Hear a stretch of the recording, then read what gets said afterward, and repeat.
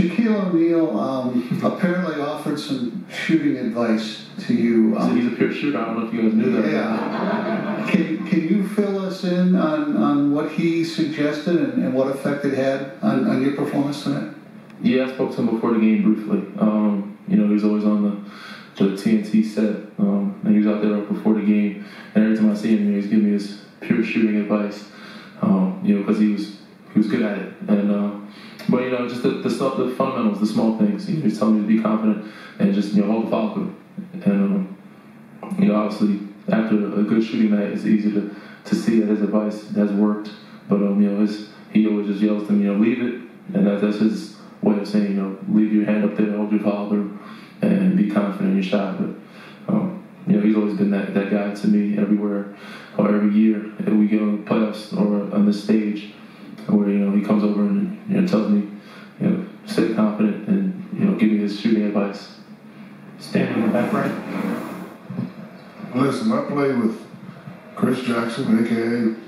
Mahmoud Abdul-Rauf, Maurice Williamson, Doug Sandberg in high school, Joe Cavalier, D. Scott. I always go back to the first finals we lost when, Kenny was just throwing it up there, leaving it, looking at our bench, talking smack. But the greatest shooters leave it. And I've never been a shooter like that, but I played with guys, and I used to always tell them to leave it, and it always worked. And again, Danny was my rookie, and when I got to Cleveland, it was towards the end of my career.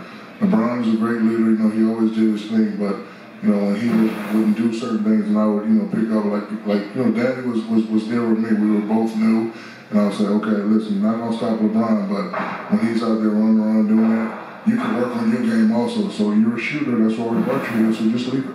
And what was interesting, because he's talking about, hey, jokingly about shooting advice, but really what he needed more than anything is some smelling salts.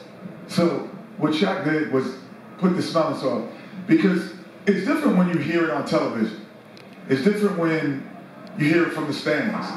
But when your peers and someone you look up to grabs you and shakes you and say, yo, I'm paying attention to what you're doing, man, and that's not you. You get that smelling salt, sauce, whatever it is, you get it on, that's what you did to them. You can't take credit for all of it, but every now and then you need someone to bring you back to where you are. And in that moment, and I still, honestly, I didn't notice it until Chris noticed. Chris said, now look at the difference the way he's warming up.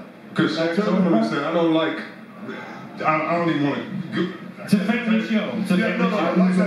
This is a TNT. I don't even mean like the way you said it, but it wasn't even so much Shaq telling him to leave it. What I took from the conversation was, hey man, he was on the other end practicing, and I looked at Kenny. I'm like, he's down there like he's joking around. He's joking around, and Shaq came over here like, man, it's time to go. And that's what you need. Like, I don't care if Shaq made 1 or 1,000 shots.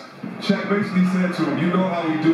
You playing around. You was playing with him. That's what they need to be doing that. Yeah, do that all night. And so what I think it was more than Shaq saying, leave it and shoot it, which he did. It was him saying, get prepared, quit playing around. You got a big game to play. And I think those things matter a lot. I saw Shaq put batteries in a lot of guys' back. I know it worked. Well, give me some names then. I ain't doing that, man. You like that fire? I ain't talking about nobody. I know you ain't talking about somebody. I know you ain't talking about Mark Madsen. Mark Madsen. Can I add one more thing we have time for? Yeah, sure. Because this happened to me once. I was having a great game, and one of my favorite groups of all time was Bell Biv DeVoe. And Michael Bivens is a big basketball fan. And so I had like maybe 19 points at halftime. And so now I come out, and it's a game that's on national television, and I see Mike Bivens. And I'm like, oh, he's waving. Of course, I'm going to go see what's up. And then one of my friends came up to me after, he's like, you never do that. What are you doing? Get back on the court.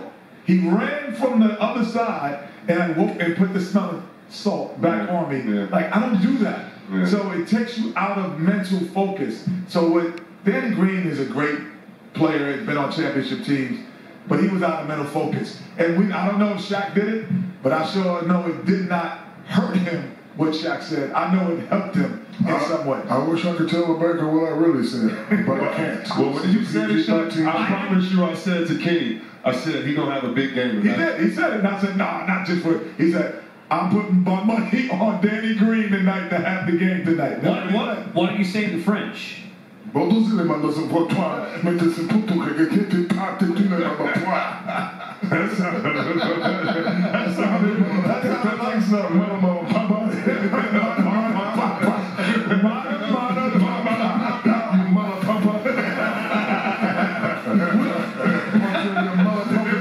Complete insanity to insanely good performance.